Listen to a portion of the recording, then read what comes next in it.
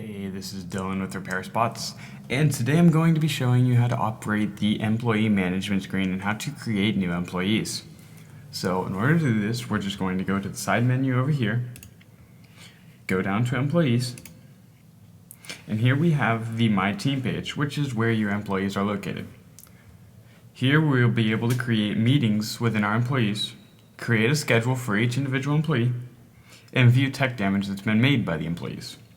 We can also create a new employee with this button up here, and we can change employee details with the employee list over here, or change information about an unemployed employee.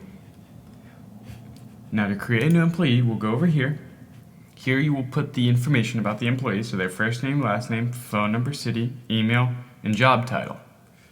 You'll declare if they're a male or female, and you can give an image for the employee. Up here it tells you how many more employees you can have with your current plan, and if you're going to need to upgrade it in order to get more employees. After creating the employee, you'll be prompted to what settings that employee will have available to them. This will look a lot like this up here. Now, so with this employee, we have their total amount of repairs. We can send them a message. We can view all of their repairs here, call them, email them, or view their tech damage. Going up here to edit allows us to edit the details about the technician and update it. And then going up here to this button allows us to reset their info. Now if we go to manage employees, here we will be able to change what things they can or can't see or do within the application.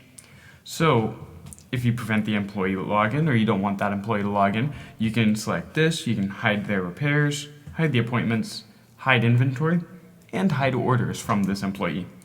You can also update to an admin, either at this store or another store if they're translating different stores, and you can also unemploy from this page.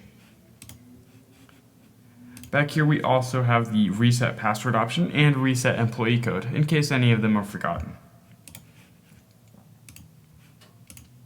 Here at Creating Meetings page, we have this little setting here where we'll be able to change the date, time, the subject of the meeting, the notes, and how long the meeting will last to create our meeting. Creating the meeting will give us the option to change the dates about the meeting and also add members to that, and that's this button up here. This will also be in your reminders on the main menu. You will see these here in the reminders. And we can also create a schedule for any employees at our store. So we just go to the employee that we want to change their schedule for. We'll go to the date we're going to assign them and create a schedule.